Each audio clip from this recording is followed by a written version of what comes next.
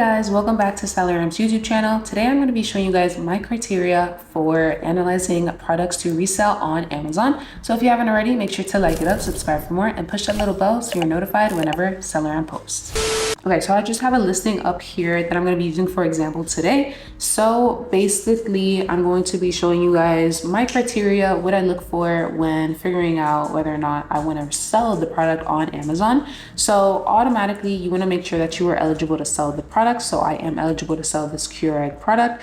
You see there is 9 alerts, but there's nothing too crazy. Now, usually with SellerAmp, if there's like a crazy alert that you need to actually look into, it'll actually highlight as red. But since there's not any too crazy alerts, then it highlights as green. So we can just hover over it where it says our eligibility. Again, you can sell this product. Hazmat, no, it's not hazmat, it's not DG. I make sure to not sell any products that is in the hazmat or DG program, just because I'm not in the hazmat or DG program. You would have to sell it FBM if you were, and if you wanted to apply for it, it takes a few months. So I'm not under it for FBA, so I cannot sell any of those and I can't send any of those to Amazon. And then also too, Amazon share buy box, never on listing. That is great. You really don't want to compete with Amazon. Another thing too, private label, unlikely. So it's most likely a not private label listing. And I can already tell that it's Keurig, it's a big brand. IP analyst, no known IP issues. It's a standard size. I usually only sell standard size. Meltable, it's not meltable. I don't sell any meltable items just because I'm in Miami and I don't want to ship anything out that is meltable to Amazon because I just know that it's going to melt in the UPS trucks going to Amazon. And then also it's not a variation listing. So if it is a variation listing, that's fine. I would just want to see how much time that variation sells a month specifically. But with any of those alerts, nothing too crazy. Now the BSR, I make sure it's under 100,000. Usually for grocery items, I try to keep it under 50,000. Now remember, the lower the BSR, the better it is, and the higher the BSR, the worse it is. So I also make sure that's in the top 1% or the top 2%. Usually any percent that's over 2, I usually don't do it. So we are in a great standing with the BSR, 29K BSR, 1% BSR, that is perfect. Now the estimated sales, I usually look for products that sell over 50 times a month. It really is just up to you. Like I said, this is my criteria. So this product actually sells 200 times a month, which is perfect. Then this here is the max cost. So $11.92 is what I have to find it under. We're gonna go over that, but I wanted to show you guys just like the basics of the quick info panel on SellerAmp. So when we get into the actual profit ROI and then the break even, we have to input our cost price first. So let's just say, for example, I found this product actually at $10, right? So remember, the max cost is actually the price that you have to find it under, like I said. So if you find this product under $10, then you're going to be profitable within your criteria. Remember, you can input your criteria in the SellerAmp settings. If you want 30% ROI and above, if you want 20% ROI and above, you would have to put it in your SellerAmp settings. So on my settings, it's actually at 20%, but I actually do recommend that you guys look for products over 25%. So the profit and ROI looks great. Since the profit we want over $2, so I have $4.31 profit, that is perfect. And then the ROI is 43%. So we're already over the 25% range. Now the break even, I turn this on. Not a lot of people turn it on, but I recommend you to turn it on in your settings. It's important to look at the break even because if it's been near the break even in the past 3 months, I usually would think that's a red flag just because, you know, history repeats itself and it might happen again. So the break even is 1850 and we can scroll down to the keeper right here and we can see that in the past 3 months, it's actually never been in that range of 1850. So it all depends on your cost price. Remember that. So if I update it to $15, everything's going to change in red because it's way over the max cost. Remember, price that you have to find it under, that's the max cost. So $11.92 and we're buying it for 15. It would not be profitable, negative 69 cents, ROI negative 4%, and the break even is 24. And it has definitely been in the 24s. It's at 23.56 right now, the buy box price. So remember, the break even is the price that you're not going to be making any money, but you're not going to be losing any money either. So as we can tell, this is actually way no, definitely not good because the cost price is just so high. So I'm just going to lower that. But let's just say, for example, we got it at, let's say 11.50. Let's do it like right there. ROI is 24%. It's really just up to you if you want to do it. Your profit is almost $3. It's $2.81. And then also remember too, like with the sale price, you don't have to price it at the cheapest price or the buy box price right now. So what I usually do when I price my items, I would look to see what's the highest it's been in the past month or so. And then if you want, you can range it to the past week if you wanted to as well. So we can see here, let's actually go a little closer to the keep up on SellerAmp. We can hover over our cursor and we're looking at the buy box line, the pink line, and the price. So I'm just seeing what's the highest it's been in the past like week or so, past month. So we see 26, 27, and then it goes on to 24, 23 at the end of March, and then it stays around the 23 range. It doesn't go anywhere below 23s. Okay, so I'm definitely thinking that I would price it in the 23s just because it's been in the 23s since the end of March. And I would want to make sure I'm staying competitive with it. So now that I know that I'm going to want to price it within the 23 range, I'm also going to look at the offer count too and see who I have to compete against and also their price and how much they have in stock. So there's a lot of sellers on here that have a good amount of stock. Now, usually when it says 30 plus, you would want to click where it says live so then you can get a more accurate number of how much they have in stock. So you see 41, 33, 77, 30, 22. Now, usually when I'm pricing my items, I make sure that I'm like kind of above the seller that has the most in stock. Now also keep in mind too, if you see an FBM seller with a lot in stock, I usually don't really pay too much attention to them, especially if you're doing FBA. Also too, because FBM sellers, they can just input that they have like 1,000 in stock just to scare other people off of the listing. So I always look at just strictly FBA when it comes to like pricing and stuff like that. So we don't have to worry about any FBM as we can tell right now, but with the FBA, there is some sellers that have a lot in stock and I want to be at least 25% ROI. And if I were to price cheaper than theirs, so I would usually price it like as the third seller, so probably like 23.56. I'll probably just match it to be honest, because looking at this, they have so much in stock too, but I think actually it's actually not as bad because it sells 200 times a month, so we might be able to wait for our products to sell. But I would want to put it a little higher than this price right here because it's in the 24%. I want at least 25%.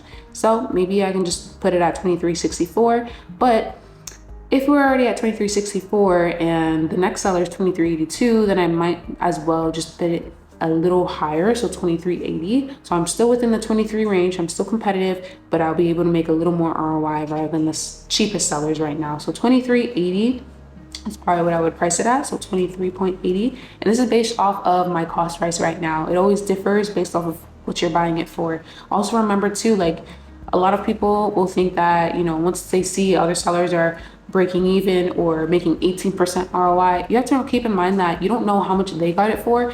When you put it in your cost price, it's just going based off of your cost price. So you don't know what these sellers got it for. This seller may not be selling it for 18%. They may be selling it for even higher percent ROI, but you don't know what they got their product for. So if I just put it, let's just say that they got theirs for $8, then it'll all change. The ROI numbers and the profit numbers will change. So keep that in mind too.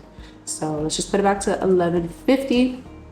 So if I was buying it at 11.50, I would price it at 23.80. Profit is $3.01. ROI is 26% ROI, and the break even is $20.26. Now here is why I wanted to make sure that you guys turn on the break even, because you just want to make sure that it hasn't been in that range or close to that in the past 3 months. So as we can tell, it's always been over $22. The lowest it's been in the past 3 months was 22.69 or something like that. 22.69 around January 17, 2025. So this is not bad at all. Now, if it was close to the break even, that's where it's a red flag, but you don't have to completely disregard it if you don't want to. If there's a green flags all around it, and then there's that one little red flag, you can still do a test order. You don't have to purchase so much. And that's the great thing with retail and online arbitrage. You don't have to buy so much. You're not doing wholesale. You don't have to buy 100 units worth. You can buy 5 to 10 units to start. And then once you sell those 5 to 10 units, you can eventually, you know, sell more, 20, 30, 40, 50 units maybe. So yeah. So looking at this, it would look good on my end with the quick info. Alerts we already checked, nothing too crazy about that. Now let's see the estimated sales. Right now it's 200 times a month, but before it was selling over 400 plus. Now that's not a bad thing that estimated sales is going down, but I do want to make sure that there's a steady price history, and I don't want to see like a lot of offers and a lot of sellers hopping on the listing and then the price just going down. So as we can tell, like it is steady kind of, I would say. It went down just a little bit because just in beginning of March it was almost valued at $30, $29 as we can see here. 28 actually did go up to 30 March 5th. Wait. March 5th, 30.98. That was when there was 12 sellers on the listing. So now there's 18 sellers on the listing and it's valued at $23.80. So it's really just up to what you prefer. I'm gonna scroll down to the actual keeper so you guys can see it bigger and better. But what I also do too is I wanna make sure that since there is 18 already, well, no, now there's 15 sellers on the listing. Now that there's 15 sellers on the listing, I want to go back to a time where there was 15 sellers on the listing, just to see what's the lowest the price has been. So I'm just going to click year, and then we can see here that it was actually around 15 sellers on the listing, 16, 17 sellers back in October of 2024. And the price, it went down as $19.90. Okay, so $19.90, and that's actually below our break even. So that might be one little red flag. Just remember, history repeats itself all the time. So if there was 15 sellers and it was priced at $19.90 at the time, and there's 15 sellers now, it might go back down to the 1990s. So this is definitely where you're going to want to do a small test order and not buy too much. So if it was at $19.90, we wouldn't be profitable, as we can already tell, because it's under the break even. Remember about the break even. The break even is 2026. If you go below 2026, then that means you're going to actually start being in the negatives. So that's why I make sure to do that as well and look at the offer count. But at that time too, it was selling 500 times a month, and then a lot of people hopped off the listing and it went back up in price, just because when people are hopping on the listing, then usually the price of the product is going to go down because so much people are going to be competing to win the buy box and get the cheapest price. But when people start hopping off and the estimated sales starts going up, then that's a great thing, because people are going to stop hopping off the listing and the price is going to go back up. So I would love for this product to go back up in price, since multiple times in the past it's been over 500 times a month, 400 times a month. Right now it's 200. So if this goes back up, then that's actually a great thing. So yeah, let's put it back at the price that I plan on pricing it at. I think I said $23.80. So after looking at that, last little thing that I look at is the buy box analyst, or you can look at the buy box statistics on Keepa. I usually do it SellerAmp just because it's prettier, it's more appealing to the eye, it's more colorful. So it's basically the same thing. It's when basically the percentage of each seller winning the buy box, right? So you want to see a rainbow on the buy box analyst on SellerAmp. You want to make sure there's a lot of different sellers winning the buy box. You don't want to see just 2, 1, 3 colors, just because that just means that not much people are really winning, and you're not really going to have a chance to win the buy box as much, especially if you aren't competitive to those people's prices. So this is pretty much a good amount. Now we see that this one seller popular trading post, they're winning 32% of the time in the past 30 days, but that's perfectly fine. I usually look for people who have less than 50%, and I make sure that every seller across all has less than 50% wins, just because that means that I'm gonna have a 50% chance of winning the buy box and so forth. So you just wanna make sure it's colorful. I usually do the past 30, 90, 180. It's just a quick look. So just make sure there's a lot of colors. So 90, that's even more colors, that's great. 180, that's even more colors, that's great. And then all, you can do 2 as well if you wanted to. Oh, that's perfect. So whenever I see rainbows, I'm like, okay, this is good. Now the last things I look at is pretty much it. So we already know our calculations, the total fees. If I were to price it at $23.80, then the total fees for this product will be around $9.29. So referral fee, this is basically the fee that Amazon charges every Amazon seller, just because they are letting you sell on their platform, the biggest e-commerce platform. And then FBA, just because I'm getting them to prep my units. Closing fee, zero, storage fee. I usually put like 1 month, just because I want my product to sell within 1 month. Now, if I see that I might have to wait for this product to sell, then I would include a few more months, but usually I try to keep it 1 month and then that's it. 1 month, 2 months, and that's it. And then the prep fee, I don't have any prep fee. Inbound shipping would be 73 cents. So I have mine as $1 per pound right now on my settings, but I recommend you guys to start off with 160. It really is just up to how much you're shipping out in one go. The more stuff you ship out to Amazon in one go, the cheaper your per pound rate is going to be. So if you're only shipping out like 2 boxes, you're probably going to be charged around 160, around 175, probably a little more. But if you're shipping out like over 5, 6, 7, 8, 9, 10 boxes, you're probably going to be charged a little less than that. So it's really just up to how much you were charged for shipping and how much you're shipping out in one go. And then also I include my placement fee in my inbound shipping fee in the settings. So that's why it says 0 here, but I actually am charged for placement, but that's included already in the inbound shipping. That's just personally how I do it. And then there's no miscellaneous fees for this one, to be honest. And that's it. So the profit margin is 12.35%, break-even sale price $20.35, estimated Amazon payout $15.24. And then sometimes what I like doing too is I like inputting the quantity of how much I would purchase at this price and then sell it at this price. So just to give me a rough idea of how much I'm going to be making profit-wise for this product. So let's just say I purchased 10 units. And it's going to do the math for me. It's going to cost me about $115. I'm going to make sales $238. That's just Amazon sales, not including any Amazon fees. And then my total profit would be $29.40. So that sounds, low, but it's really not that low because you can purchase and you can sell as much products on your store as you want. Like I have over 100 ASINs on my store right now. So the fact that just this one product, only 10 units, only 10 boxes is making you $30, that's definitely a plus. So then let's just say, for example, you finish your test order and then now you want to purchase 30 units.